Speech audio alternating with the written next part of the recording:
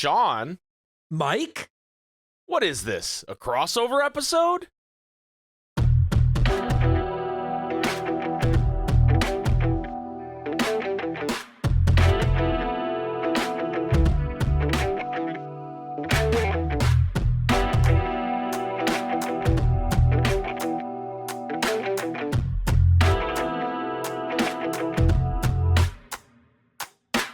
Yowza Yowza Bo Bowza. Oh my God. Ladies and gentlemen, he hasn't lost it in between seasons. Sean _AFK on fire right now. Welcome everybody to season 3 of What Is This? A crossover episode. The podcast where the Squid Boys, me and Sean, Gone Boost for Life, talk about BOJACK Horseman. We are on season 3 finally of BOJACK Horseman. Sorry about how long season 2 took, I guess. This is weird because I feel like season 3 is just going to kind of roll after season 2 if everything goes according to plan. So, like, yeah, do you want to, just in case, go ahead and throw an apology in for season 3 as well? Just like, yeah. just in case. I'm going to preemptively tell you guys I'm sorry for how long season 3 took. So yeah, Sean, I didn't prep you for this. Okay. Well, wait, don't you have a story, a dream? I did. I thought that we should like start the long-running tradition of the podcast of not talking about BOJACK Horseman. Right. Talking about, I had a dream last night, and it's relevant to the podcast. I've been having weird dreams the last couple nights. Okay. Like the night before yesterday, it was like the end of the world. That was pretty terrifying.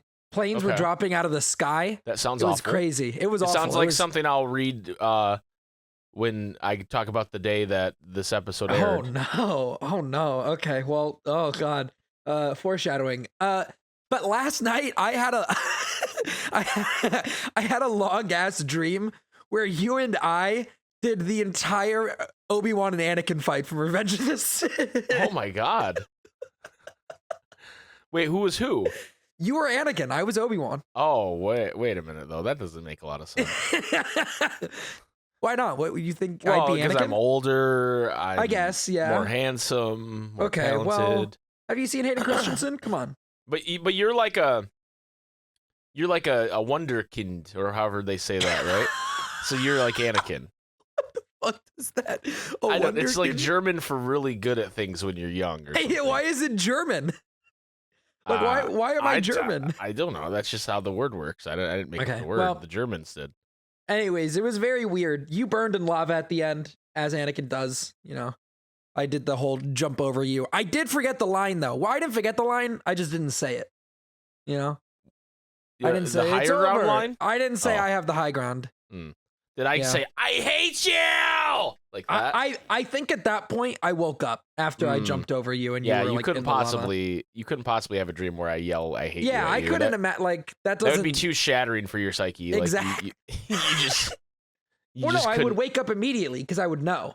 I'd be like, that's not right. Yeah, that's not real. That can't be real. There's anyway, no way. Thank you for the dream bit, Sean. Maybe I just wanted, I wanted maybe this will be a know. segment, Sean's dreams. I mean, we can do that. It just was relevant to us recording the podcast, so because that's probably why I this had the podcast dream. is kind of like Anakin versus Obi-Wan every week. Every week we're fighting. Every week we're fighting, and I get my legs burned off. So this week for season 3, episode 1 is Start Spreading the News. It's got a 7.8 rating on IMDb. And the blurb here is, BOJACK goes to New York to be interviewed for his new film. Todd tags along and realizes he bit off a little more than he could chew. So I got to question this tagline for a minute. Is Todd really the B-plot here? Because I don't think that's the case. They're really shoving Princess Carolyn back here, because I think that's the B-plot. But okay, so the tagline on Netflix is Anna Spanakopita. Is that it? Anna Spanakopita. Anna Spanakopita sends BOJACK to New York to do interviews, and Todd tags along. And then it says, Princess Carolyn tells Mr. Peanut Butter to get back to work. So I think the Netflix subscription, the subscription. The price just went up again, guys. God, it's fucking, did you see the Disney one? Anyways, I think that like, the Netflix description is much more apt. Okay. All right, good job, Netflix. This episode aired on, like all episodes of season 3, on July 22nd, 2016, which means we have to find out what happened on that day in history. Yeah, I don't know what's about to happen, but Mike made it sound like it's bad. So we'll start from the bottom with the music charts. Okay. We have an unprecedented event here on what is this, a crossover episode. The song that's number 1 in the US is also the song that's number 1 in the UK. Oh my. Okay, so it's got to be a big one. And this is in 2016. 2016, July 2016. Okay, let's see. The song is One Dance by Drake featuring WizKid and Kyla. Okay. Not a big song like you thought it was. No, I thought it was going to be something huge. I don't really talk about the Chinese zodiac and all that, but I'll do it with the first episode. The Chinese zodiac is monkey. Star sign is Cancer. Generation is Generation Alpha. I don't even know what that means. This was a leap year. Well, Generation Alpha is like, isn't that what they call people that are born in? Yeah. Generation Alpha is what people who are born in like 2010 onward are called. I've never heard that in my life. I've only heard Zoomers. Yeah, well, Zoomers, it's been a while since Zoomers at this point. Zoomers are everywhere. They are. This episode aired 7 years, 2 months, and 18 days ago. Holy fuck, don't say that. Famous deaths. Okay. Thomas Sutherland, American hostage, Lebanon, and academic, dies at 85. Okay, all right, okay. I don't know if he died as a hostage or what's going on there. I don't. Well, what's his name? Thomas Sutherland. Imagine you die, and the first thing people know about you is that you were a hostage. That's kind of terrible. It was.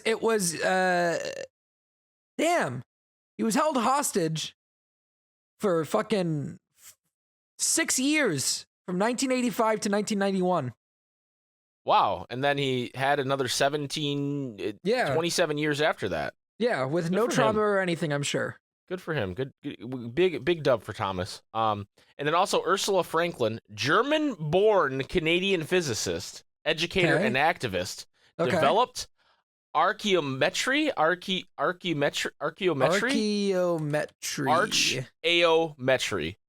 A peer-reviewed academic journal covering archaeological science, particularly absolute dating methods. Okay. Well, Ursula died at age 94 on this day. Okay, that's pretty long. That's a pretty long life. In other news, Japan's Funai Electric announced they will manufacture the world's last video cassette this month. Okay. I feel like you're building to something here. Hillary Clinton announces Virginia Senator Tim Kaine as her vice presidential running mate. Oh, man. We all know how that turned out. Holy shit. I forgot about Tim Kaine. And then the grand finale, a man shoots and kills 9 people at the Olympia shopping mall in Munich, Germany, and then kills himself. All right, well, okay, BoJack Horseman. Oh no. You want to know what's so fucking sad? What? Like, we're so desensitized to that kind of thing. I'm super underwhelmed. Oh. I thought it was going to be something so much crazier than that. Sean, well, maybe next season they killed 10 people. I'm sorry. I don't know what you want me to say. Hey, I don't apologize. I'm just saying, like, you know, we're very desensitized to that kind of thing. I've just realized we have so many bits with this podcast because up next, we have a review from our friend Edvis1997. Let's go, Edvis.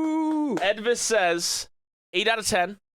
Okay. The subject line says 8, which is accurate. I don't know if you remember last time Edvis said 8 out of 10 and then put 6 in the subject line. I don't remember that, but okay. I would say decent start of new season. However, not the best as it can do. Okay. Thank you, Edvis. Edvis, still waiting for that call for you to come on the pod. Yeah, we're trying to work that out by the end of season. What? How many seasons does this show have? There's some. There's some amount. Okay, yeah, by the end of season something. It's impossible to know. Yeah, they keep making more. No, they don't. It's just impossible to know. There's no way to find out. All right, so this is gonna be rolling out right after season 2. So yeah, definitely right after. With that. But BoJack is in a movie, except not really, because he got replaced because he went to wherever. New Mexico. I was gonna say New Mexico, but I couldn't remember if it was New Mexico. And nothing happened there, right? and there was nothing that happened that needs to be discussed. That happened. And they're like, we're gonna win you an Oscar, and we got introduced to that publicist that no one in the general public knows that it's not BoJack acting. They scanned him, and then did like all his scenes CGI. Which this was like kind of before way before we started seeing that with like Carrie Fisher and the other Star Wars man. It's mostly just in Star Wars. This would be like right before they did it with Tarkin in Rogue One. Tarkin, that's who I was thinking of. Yeah, it's always Star Wars though. You notice that? Oh, Ant-Man had already kind of done it, where they had de-aged Michael Douglas was already still alive though. Yeah. Oh yeah. No. Well, I mean, BoJack is still alive too. They just de-aged. Is he? Yeah. Okay. This is the start, ladies and gentlemen, of my BoJack is dead theory. He's been dead since the end of season 1. It's purgatory. The island is purgatory. So that's what's happening with BoJack. Mm-hmm. Princess Carolyn has started her own agency. Yes. Well, it was supposed to be with with Rabinowitz. Rutabaga Rabinowitz. Yeah.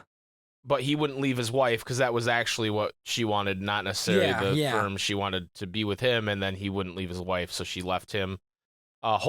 She was holding the bag, so to speak, but by choice. So yeah. And Diane returned to the to the U.S. from I can't remember where she was. Cordovia. Cordovia, thank you. But her and there was a sweet scene where her and Mr. Peanut Butter were kind of talking to each other. And I still choose to read that scene as like Mr. Peanut Butter knows, and he's just giving her an out. Even though he does at the end of the scene go, "There's somebody who looks exactly like you," or whatever at the. That could be read as him like making a joke though. Yeah, and that's how I choose to read it. Yeah. So she's back, and Todd almost joined a cult of improv actors. Which definitely wasn't like Scientology. Yeah, no. It was the Giggle Ship. And the Giggle Ship, and definitely not Scientology related. No, why not? Look. Why not is right. Tom Cruise saved cinema last year. We can't be criticizing Scientology anymore, okay? Yeah. No, I mean, hey, he dangles himself outside of planes, you know? And BoJack went and got him back and professed his undying love for Todd. That he wanted, and you'll see some of the fallout of this in this episode, you know, that just like even subtle hints on some of it, and we'll talk about it when we get there. I did feel like there was a good amount of actual character development that happened because of that finale. I agree. There's some connective tissue. It's not just like, this isn't just like haha funny 25-minute show. That there's an overarching story here. And and characters change. You know? Yeah. That being said, let's get into it. Start spreading the news. This episode opens with BoJack saying, "It's a dream come true," as he is on a press junket for Secretariat, where he is ready to lose his damn mind. He gets, the same question over and over. He tries to, talk about how much fun he's having when he's like clearly not, and being sarcastic, and says he wants to blow his brains out. And Anna Spinakovita, they're like, they're like, what is it? What's next for BoJack Horseman after this? And he goes, "If I don't blow my brains out, I get to go back to LA," which I think is a fucking banger line. Interesting. One person asks him about the BoJack Horseman show, which we've been getting little hints here and there. Towards the end of last season, and he passes on that question, interestingly enough, but we're going to learn more about that soon. There's also he gets questions from Yahoo Finland. Yes. Which I just thought was funny. Yahoo Finland, who he asks, "Are you finished?" And he says, "No, we're just getting started." Good dad joke there. And also there's a line when he's talking to Anna where he's like, or I can't remember what is set to prompt this, but she goes, "I would shove my hand up your ass and control your mouth like a Muppet if I thought it would help you win an Oscar." Yes. Which I thought was really good. Yeah, she's actually a really she's a very over serious character, but she's actually kind of a really fun character in that way, because she's her being like the most serious character on screen makes, everybody else funnier, I guess. Yeah. And so I really enjoy her character. She's going to stick around quite a bit in the season. She's trying to tell him not to defend horsing around because people start talking about how horsing around's bad. And it ends with her getting in his face and going, horsing around sucks. Yeah. And he kind of has to accept that. We go to the intro. I was kind of surprised at how much he was defending the show. I don't know why. He's always kind of defended horsing around, like he watches old episodes. He clearly enjoyed his time doing it, and he makes the point that it was a syndicated show. It was supposed to, run long enough to sell the ad revenue, blah blah blah blah blah. So he definitely has a he's not feeling the same way that everybody else is, where it's like, now you're a big movie star and screw horsing around. He still thinks that was a valid moment in his life and something that was important to him. And I wonder if it's partly like it's the only successful thing that he actually did. Like the movie is a hit, but it's not him. Yeah, for sure. There's definitely something to that. And so I wonder if that's part of it. After the intro, we get to Princess Carolyn's new agency, and she is clearly overwhelmed. Just from frame one, you can tell she has bit off more than she can chew. She's missing meetings. She has her assistant Judah, played by Diedrich Bader, also known as Rex Kwon Do. I did not recognize a single word that you said in that sentence. Wait, you don't know Rex Kwon Do? No. From Napoleon Dynamite? Oh, okay. You don't know Rex Kwon Do? I don't know the fucking names. You know how long it's been since I've seen that fucking You got less of man because I go home to Starla every night? you know Forget how long about it's it. been? You know how long it's been? Dude, Rex Kwon Do is a cult hero in my house, okay? All right, fair enough, You need to put some respect on Rex Kwon Do's name. I'll put some respect on it, okay? Okay. You know who else's name we have to respect? Billy Zane, dude.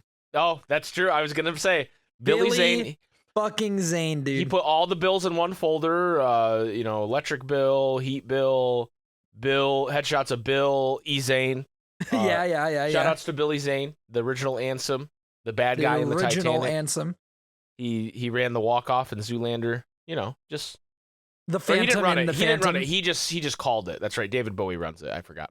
But he does it. There's a walk-off. Classic line from Billy Zane. Anyway, Princess Carolyn is already late for a phone call with Anna and BOJACK, and Diane's stalling. And she says, you know who else was good at stalling? Joseph Stalin. And BOJACK says, Stalin was ruthlessly efficient, Diane. Pull your head out of your ass. The whole, you know who was good at Stalin, Joseph Stalin, is such a me joke. Yeah. That it hurt a little bit to hear her say it. I was like, ooh. I love BOJACK's reaction to it. Princess Carolyn catches up with them. They're talking about how the junket went. BOJACK remarks that it's so hard being a movie star. They don't get any. Being a movie star is the hardest job, and we get no recognition. Yeah. Princess Carolyn mentions that she booked BOJACK with an interview with Manatee Fair. Yeah, and, great name. Manatee Fair, great name, great publication. And Anna Spanikova doesn't think that BOJACK's ready for that, and Princess Carolyn says, I don't think it's a big deal. And she goes, I didn't know you were an authority on deal size. And for some reason, I really liked that line. But then Todd pops out of the suitcase. Because, of course, he's in BOJACK's suitcase. And Todd, why are you in New York City? And he goes, I sometimes I just end up places. And we get a little montage or a flashback where Todd drinks some of the stuff that BOJACK was drinking, and then he ended up on the boat, and then he ended up in the suitcase. And then, of course, when he goes through airport security, they ignore the assault rifle in one suitcase and Todd, but the bottle of shampoo, not on my watch. Yeah. I mean, you got to protect the plane from shampoo. Also, Todd throws like a weird stray towards Minneapolis. Yeah. He says, where am I? Bagels? Pizza? Hipsters? Urine? Am I in Minneapolis? Like just a weird stray at Minneapolis. While they're talking, Judah comes in and says, hey, you have your meeting. You have to remind Mr. Peanut Butter about his meeting. So she calls Mr. Peanut Butter. He is already in his meeting with Sean's favorite Pinky Penguin. Okay, yeah. And J.D. Salinger. before we get into that, I just during the BoJack and Todd conversation, this was one of the things that we kind of talked about, when we were kind of talking about what happened at the end of last season. But BoJack like starts to be an asshole. Yep. No, and you're then right. Catches You're right. Good call. himself. I thought that was really. Yep. He goes, I thought that was really nice. You're my friend, and you don't stink of failure. You know, like yeah. He's trying to be a better friend to Todd, and you can see it in his actions, which is nice. You're right. Good call out. I meant to call that out, and I completely forgot. And I think it's just funny that as that scene, like, as they're cutting away, BoJack and Todd are like slipping just into therapy speak, which I think is really funny. They're like, I hear your actions. I'm understanding your like, right. Like, I don't know. I just thought it was really and we funny. see that in a moment later with Diane and Mr. Peanut Butter as well. Yeah. So Princess Carolyn accidentally puts them on a conference call. And as she's trying to fix it, Mr. Peanut Butter is like, BoJack Horseman, is that you? Oh, yeah. And we should take a selfie sometime. And, the BoJack doesn't want to talk to him, but he tells him he's in New York and da-da-da-da. And it's just like this long, drawn-out thing where then Diane says, I'm here too. And then he's like, wait, you're in New York and you didn't tell me? And you can see the abandonment issues he has from, how she was home the whole time and didn't tell him. And they're doing like therapy speak, and everybody's just kind of sitting there like, what is going on? And then Todd comes in and goes, I'm in New York, Mr. Peanut Butter. So, this is going to be a romp, I'll tell you what. And so then Mr. Peanut Butter in this weird exchange, JD Salinger's obviously pissed off at him, but he says run rabbit run, which is a reference to Updike, not JD Salinger. Yeah. And yeah, they do a joke that Todd goes, what's up, Dyke? And he goes, yeah. He goes, not much, Dyke. What's up, you? Wait, can we say that? Has that been reclaimed? And BoJack just goes, who are you asking? Like, and I just also love this whole exchange. Like, this exchange is exactly what the show is about, right? Yeah. But the idea of like, are we allowed to say that? Has it been reclaimed? And it's like, okay. Even if it was reclaimed, you're not part of the we that is allowed to say it. Exactly. Like what? just such a that whole conversation, and like all the characters groaning that aren't Mr. Peanut Butter and Diane or Todd, just funny stuff. We get off the phone call, and JD Salinger reveals to Pinky Penguin. Well, first Pinky Penguin reveals that he's been promoted to Wanda's position. Yes, and because she got poached. Yeah. By another company. Yeah, they shot her right up to the top. But she had to move to Detroit, and that's the real scary part. That's the real scary part. Man. Basically writing Wanda off the show, obviously. But the joy is short-lived as JD Salinger reveals that he will no longer be continuing Hollywood stars and celebrities. What do they know? Do they know things? Let's find out. Because we found out what they know. He told the story that he wanted to tell. And it's such a fucking like BoJack Horseman-ish like line. This fucking like only something that I think this show would say, but the I told the story I wanted to tell about a fucking game show. Yeah, exactly. To prolong it for monetary gain would be disgusting or something. Like he says something like that. Yeah. It's just like, come on. So yeah, JD Salinger, and so Pinky Penguin has to, face the fact that he is not Desmond or whatever the guy's name is from the Tesla dealership. He's not Christopher. Christopher, that's what it was. Yeah. I was like, it's some pretentious name. I can't think of what it is. So everything Pinky Penguin touches falls apart. Poor guy. I'm really hoping for a win for Pinky Penguin by the end of the show. Yeah, I guess we'll see. I'm not gonna I'm not gonna lie to you. I think there's a better chance that he's dead by the end of the show than that he's happy and fulfilled in his life. But I'm holding out hope. Out hope. I know you will be. I would say there's a bit that we kind of skipped over that I wanted to just make sure we touch on before we move on, where they send Todd to get some ice or something. Yeah, sure. And they're like, don't get lost. And he's like, the city's on a grid. How am I going to get lost? Come on, the city's on a grid.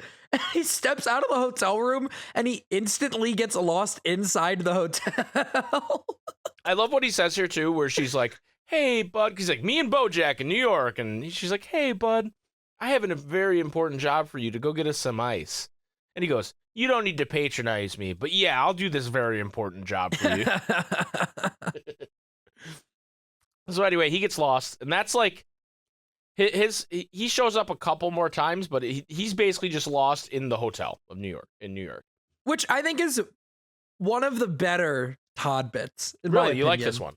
I don't know why. I think it's there's a simpleness to it, but it's so true to the character, you know? True. No, I agree. There's nothing that I could imagine more for Todd than getting lost in a hotel. Yeah, you're right. You're absolutely right. So we cut to Greg King Lear. Yes. Which do you understand this reference? So I understand the King Lear part of it. Okay. Do you know who Greg Kinnear is? No. Okay, well that would explain why you don't. Greg Kinnear is an actor. Okay. If I'm on his IMDb page, he's known best for As Good as It Gets. Okay. Little Miss Sunshine. Okay. Sabrina. And You've Got Witch? Mail. No, just a movie called Sabrina in 1995. Okay. And You've Got Mail. Okay. Okay. I've heard of some of those. Have you seen As Good as It Gets? That's what he's definitely most known for. No. As Good as It Gets, he plays a gay man. It's a movie with Jack Nicholson and Helen Hunt. Okay. And Jack Nicholson is like this mentally ill person, basically. Okay. Like from a OCD standpoint, like he has to have wrapped cutlery when he goes to the restaurant. And Helen Hunt's a waitress at this restaurant. It's like a diner. Yeah. They somehow fall in love, but Greg Kinnear gets involved because he's like a gay art man. Okay. And it's a strange movie. But people really liked it. It won awards, I think, and everything. It's probably Jack Nicholson's like last like big role. Okay. Because he kind of got too old to be in movies after that. I guess I think The Departed came after that. Yeah, that was like 2000s. Yeah. So that besides The Departed, it's his last. It's okay. He's not really the star of The Departed. He's in it, but he's not. This is like his last like. In my heart, he's the star. Is he? Okay. No. All right. No. Anyway, this whole bit is he makes reference to As Good as It Gets. He makes reference to Talk Soup, which I think he hosted at one point, which I was looking for, and I can't find that. But he's Greg Kinnear. That's the bit. So if you don't know who Greg Kinnear is, it's kind of a stupid bit. Yeah. I mean, I could kind of tell, like, I feel like even if I don't get the joke, I can still appreciate, like, I know they're saying something funny here. Yeah. Like, I don't know if it's that funny, to be honest. You don't think so? I was actually, on my most recent one, because I've watched this episode a couple times now, I was like, man, this Greg Kinnear bit is bad, and I don't... okay. I don't understand why it's there, but then I remembered in the conversation after this that Jill Pill has with BoJack is why it exists, because she makes the marionette reference, which affects BoJack. So I appreciate it for that, but I don't think the bit's very good, to be honest. Okay. I don't. Anyway, so we watch a little bit too long of Greg King Lear for my taste, and then we go to a diner where Jill Pill asks the waitress to have the cook whisper their dreams into the omelet before folding them. I thought that was so fucking funny. I don't know why. Jill Pill, voiced by Matilda herself, Mara Wilson. Oh, I follow her on Twitter. Oh, do you really? I do. I don't remember why. Yeah, I don't know why either. Anyway, so she voices Jill, and they talk about she wants to do a show with BoJack like she's doing with Greg Kinnear here, but also the more important part of it, because BoJack doesn't want to do that, but the more important part is she mentions Cuddly Whiskers. Hey, have you talked to Cuddly Whiskers? She wants BoJack to go check in on him. Right. And Cuddly Whiskers, not to spoil anything, I don't think this is really a spoiler, but he is the person who worked with BoJack on the BoJack Horseman show. Yeah, that's kind of what I figured, because BoJack says that he hasn't talked to him since the show's been canceled. And didn't Jill Pill know him through the BoJack Horseman show? So Jill Pill, and I think next episode you kind of get this, but she was like Cuddly Whisker's assistant / lover at one point. Oh, okay. And so she helped work on the show as well. And it's funny because he says the line like, "Wow, New York's really gotten to you." But you'll see she was a bit different originally before being in New York. But what's important about this is she says, you know what the tragedy of Greg King Lear is that he doesn't realize he's a puppet. Yeah. And that you can tell that affects BoJack. He goes, like he doesn't want to be a puppet. And it causes him later to make some poor decisions, I think. Yeah. And he also has like a line where he says, if I win an Oscar, then I'll be remembered. And then she just hits him with, and then what? Right. She hits him with a lot of and then what's, where it's like, she knows he's not going to be happy. She at least has some insight to him to know that that's not going to make it for him. That's not going to do it for him, even if he thinks it does. There's a really great line where she's talking about how theater is like being birthed or whatever, like some stupid art shit, And he's like, I'm still recovering from being birthed the first time. I'm not interested in being rebirthed, thank you. I'm still recovering from being birthed the first time. Yeah, There's like a Final Fantasy VII rebirth joke in there. Yeah, there we go. I just made it. That's like I should just post the still of that scene from BoJack with the subtitles. You should send that to Tyler. He'll like it. And Tyler, when he hears about Final Fantasy VII rebirth, he can just post that every time. Yep. Anyway, so we get out of this scenario and we get back to Princess Carolyn's why can't I think of the word? Company. Agency, thank you. And J.D. Salinger is no longer interested in being represented by her because she's small time, and he's going to go to Gecko Rabinowitz. Yeah. Which is the reveal that Rutabaga Rabinowitz teamed up with Vanessa Gecko to form their own agency. Those fucks! Right. What tragic fucking ending to their story do we have to look forward to? Yeah, well, don't worry. There'll be more of them. Princess Carolyn is drowning, and cats hate drowning, and Judah kind of steps in and says, hey, I can take on more responsibility. And he seems like a pretty well put together guy. All right, here's my prediction that I didn't realize, because I missed his name, so I'm just putting this up. Like, I'm just realizing that his name is Judah. He's totally going to betray her later, right? Because he's Judas. And her right-hand man, right? Like he's going to betray her to Gecko Rabinowitz or something? Possibly. That's my theory. It could come true. His last name for reference is Manodog. Manodog? MANNOWDOG. Okay. And I think it's probably a play. It's Man Now Dog is how it's spelled. Oh, okay. So I think it's probably a play on the fact that he looks like he should be a dog based on his hair and his facial hair, but he's not. He does. I think that's pretty funny. But yeah, we'll get to know Judah a little more here. We'll see if your theory comes true. And Judah's main idea is, hey, we should be getting bigger gigs for the talent we already have instead of getting too much talent. And she goes, like Jerry Maguire? And he goes, yeah. Well, wait, what part of Jerry Maguire? She goes, where Tom Cruise's agent got him a big payday for Jerry Maguire. So we get a call to Mr. Peanut Butter, and I believe this is the first time we hear the Mr. Peanut Butter theme song. Have you heard this yet? Oh, I mean, I've watched the episode, so I'm sure, but... Who's that dog? Mr. Peanut Butter. And he answers it. His theme song is, of course, his ringtone. Yeah, of course. And he was planning on taking some time off after Hollywood Stars and Celebrities, and she's like, no, you need to go out there and get some more work. Go, boy, go get it. Go get money. And he's go get us some money. And he goes, and... I fucking love this bit so much. We catch up with Oxnard, who was their accountant for PB Living, and he's like having such a great time with his son. His blood pressure's down, everything's going great, and Mr. Peanut Butter crashes into his front yard and says, PB Living is back. And he's like, no! And he's like, Dad, we were going to go play catch, and you were going to tell me your favorite Harry Chapin song. It's Cats in the Cradle, but don't listen to it now. The lyrics are too relevant. He goes, I'm going to listen to it. He's like, no! There's a great funny bit. There's a great line as well from Mr. Peanut Butter where he goes, it's going to be great, as it always is from my perspective. Yeah. As he's like carrying the man away. Poor Oxnard, dude. Oh, poor Oxnard. Poor Oxnard.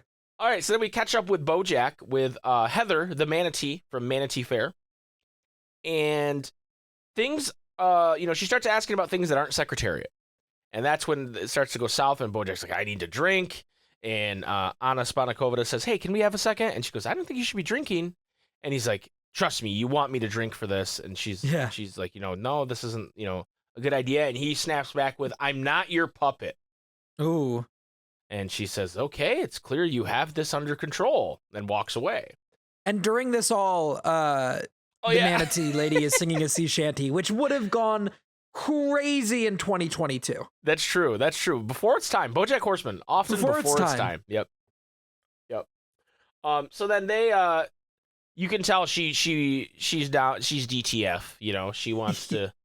She mentions that the movie made her wet.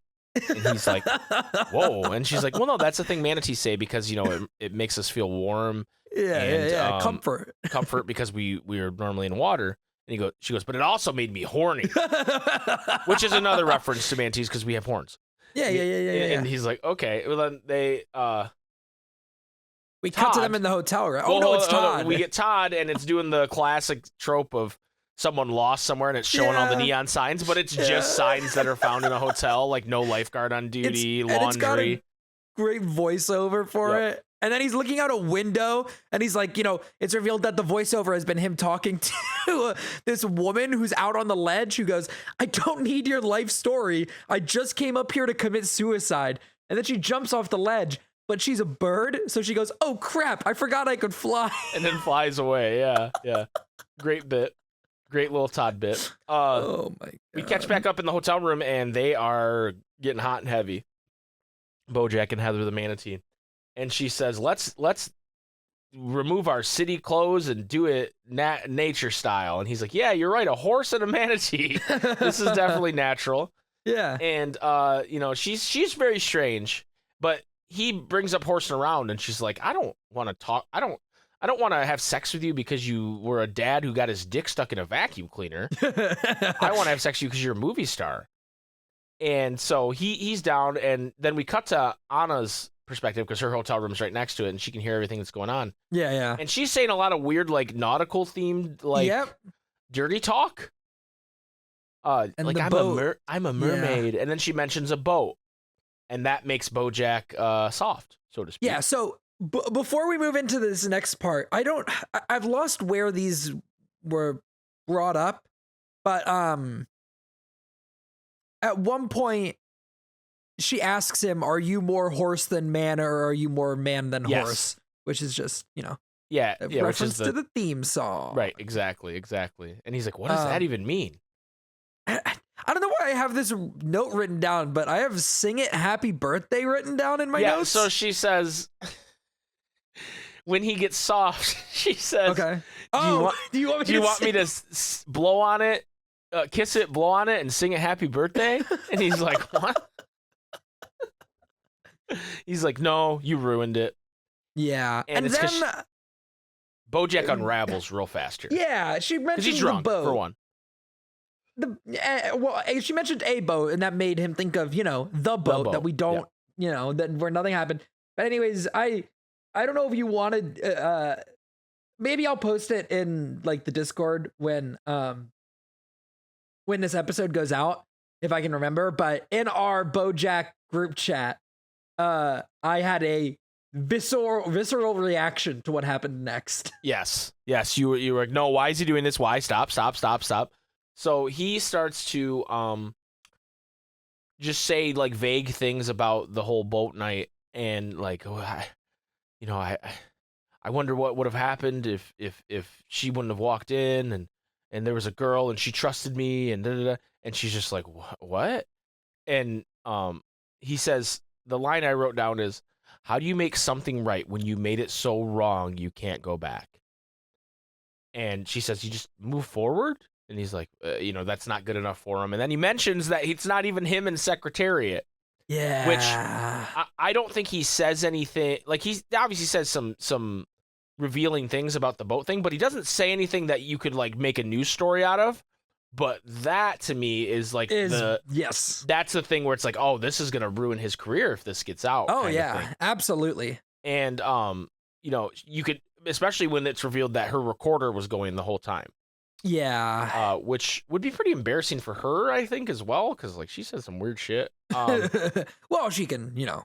Right, she can delete that. She doesn't have to put that in there. Unless it goes to court, then. Yeah.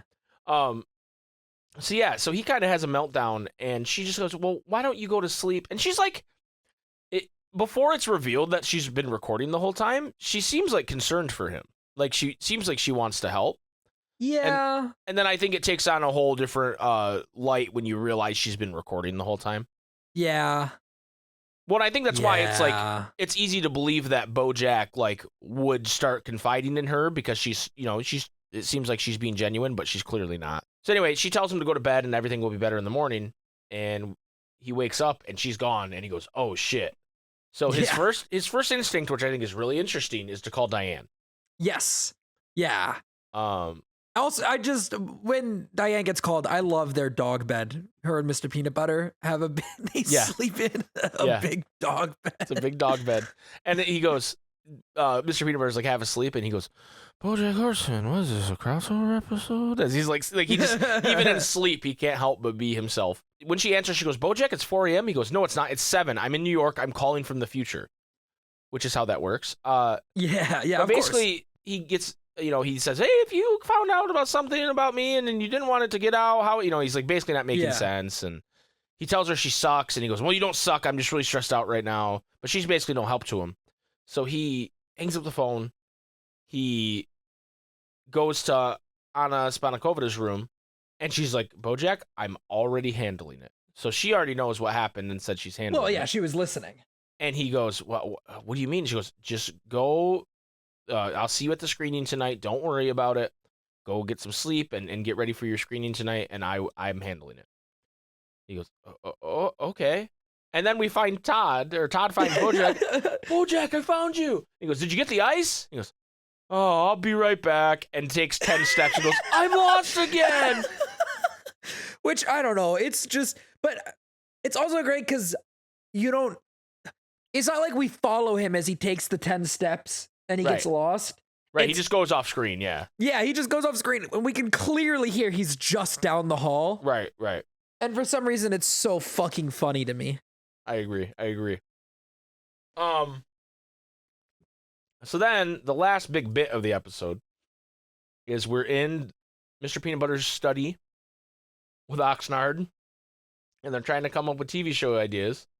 And Oxnard goes, "Well, if Todd were here, he'd say something like, 'Oh, spaghetti strainers.'" And he goes, "Oh, I'm listening." And he's like, "No, this isn't a good idea."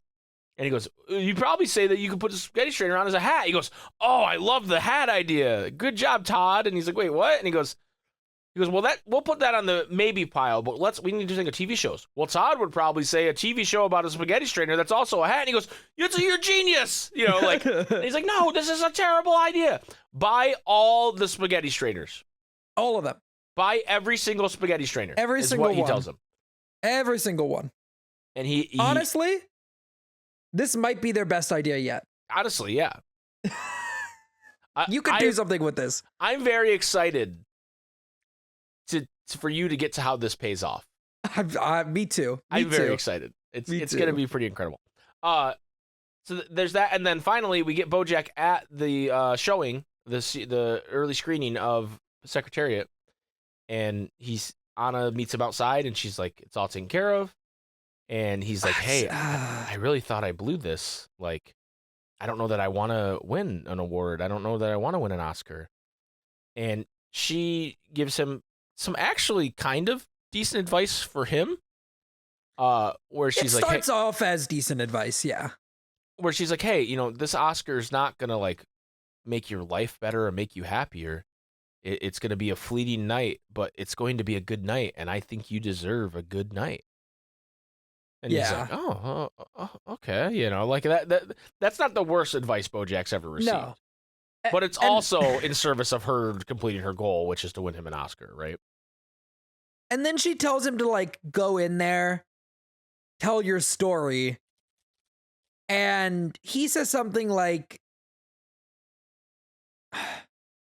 It's like in the next scene or something.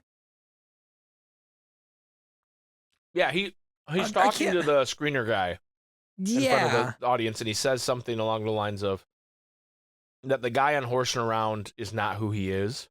Yeah. And he's happy to finally be doing work that he can be proud of. So, yeah. And we all know that he is proud of Horsing Around. You know, he's proud of his time doing that, as he's revealed early on. But this is him listening to what she has to say and kind of foregoing that part of him, for which we all know isn't really him. Yeah, I found the note that I had wanted to. There's an exchange he has with her where he asks her what is his story, and she goes, "I'll tell you." So, like, while at the same time, well, yes, the advice she's giving him is good, she's still just another person telling him what to do. Right. And, you know, and I really like the back and forth of nobody else gets to tell you what your story is being said like seconds after, I'll tell you what your story is, you know, right. like, yeah, it's very good. He's being manipulated, but for him, it's almost welcome. Right. Yeah. Yeah. Well, cause he doesn't want to be in charge of his own life. Right. You know, right. He just wants the secret answer and somebody to make it all better. Yeah, for sure. And what do you think she killed that manatee? No, I don't. I don't know. Maybe she did. I don't know. Maybe she did. I also think the idea of just go out there and have one really good night is like it I don't know. The whole the conversation has an underlying sense to me of just like keep chasing short-term happiness, you know? Mm-hmm. No, just and I think, but here's the thing. The advice that's good about it for him is that this is not going to change, this is not going to make you suddenly happy, right? Yes, yeah. Because I think he's had the expectation of I'm going to win, I'm going to be in Secretariat, and that's going to make me happy. I'm going to write this book, and that's going to make me happy. Yeah. I'm going to win this Oscar, and that's going to make me happy. And the answer is none of that is just going to instantly make you happy. Yeah. And I think it's important, I'm talking about him like he's a real person, but I think it's important for him to hear things like that. Mm-hmm. Even if the rest of the advice isn't necessarily great. Yeah. To be fair, the point of the podcast is to talk about him like he's a real person. Yeah, for sure, for sure. For sure. All right. Yeah. So that's the episode. And there's a line he says when he's talking to the person where he says, "This is finally the kind of work that I can be," or maybe somebody says it to him where it's like, "This is finally the kind of work that you can be proud of," or something, or he says it. No, he says it. BoJack says it. Yeah. Where it's just like, oh man, yeah, that's such a fucking devastating line. It's such a betrayal of what he was saying earlier in the episode where he was proud, like he liked Horsing Around and it was a good show. Also, this isn't his work, you know? Not at all. The work I can be proud of is the thing I'm not really in. Right. And the episode ends and I wasn't expecting that. I was like, oh man. I was like, right, this is BoJack Horseman. It leaves me in these places. Yeah. All right. So I guess we do categories now. Is that what we do? We have some favorites, yeah. We start normally with our favorite animal-based joke. It's got to be the suicide bird. Okay. See, my favorite animal-based joke is at one point, it's before King Lear, I think, where somebody is walking outside the theater and they drop. Oh no, it's before the diner scene, and they drop a hot dog, and then everybody on the street, all the animal people on the street, turn towards the hot dog and then turn towards each other like they're about to fight over the dropped hot dog. And I just thought that was funny. Yeah, you're right. That's a good one. We normally do what, best bit next? Is that what we do? Yeah, best bit. Best gag. I have mine. You go ahead. So there's a background bit. There's a background gag when they're having that big really important conversation that we were just talking about. Uh-huh. In the background, there's a poster for another movie that is called The Nazi Who Played Yahtzee. Oh, yeah. Yeah, starring George Clooners. Yeah. Yeah. So that's yeah, This is not the last time the Nazi that played Yahtzee is going to be referenced. Actually, I'm so I didn't realize excited. that was in that scene. That's funny. Yeah, I'm so excited. Oh boy.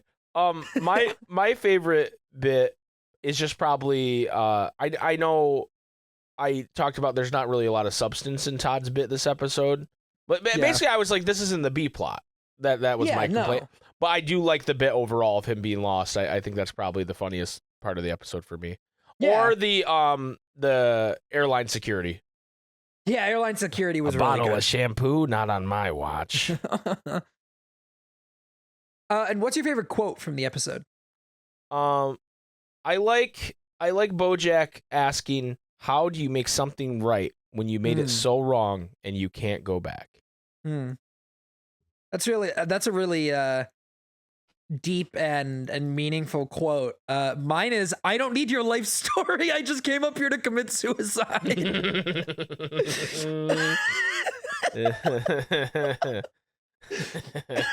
It's such a fucking good line. It is. Absolutely. Okay, all right. So, next episode is titled The BoJack Horseman Show. I'm excited. The blurb, it's an 8.0 out of 10 on IMDb. It's 2007, and Princess Carolyn works tirelessly to get BoJack to stop basking in the light of the glory days and start working again. Diane and Mr. Peanut Butter meet, and Todd kisses a girl. Oh my god. That's huge for Todd. Yeah, big thing for Todd. Forget the rest of it. Huge for Todd. This episode has one of my favorite Mr. Peanut Butter jokes. Okay. I didn't know that just from looking at the episode, but I'm on the IMDb page, and it's one of the trivia things. Okay. This is one of my favorite Mr. Peanut Butter jokes. And this episode is completely set in 2007. Oh, I'm very excited. Yep, and they do this a few times throughout the seasons where they set an episode in like a different time period, and they absolutely beat you over the head with the fact that it's like that time period. So okay, that's exciting. Yeah, so it's funny stuff. Anyway, that's gonna do it for season 3, episode 1 of What Is This, a Crossover episode. Sean, thank you so much for joining me. Thank you so much for being here. I'm so excited, everybody who's listening. I've been wanting to watch more BoJack for a while, so I'm very happy that we're gonna keep it able rolling to do this. This definitely won't come out a year after season 2.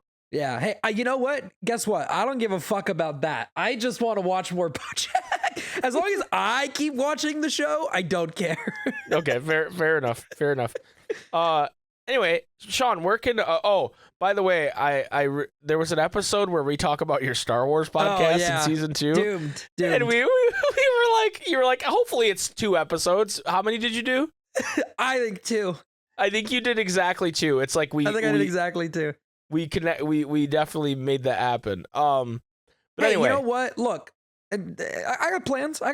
It's not totally dead in the water yet. I guess my point of this is, hasn't this transformed into the AFK hour? Let's not talk about it.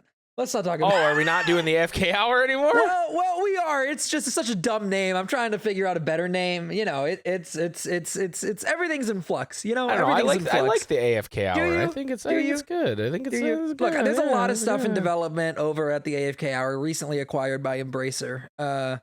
Welcome Sean to the Embracer group. We actually were let go by Embracer.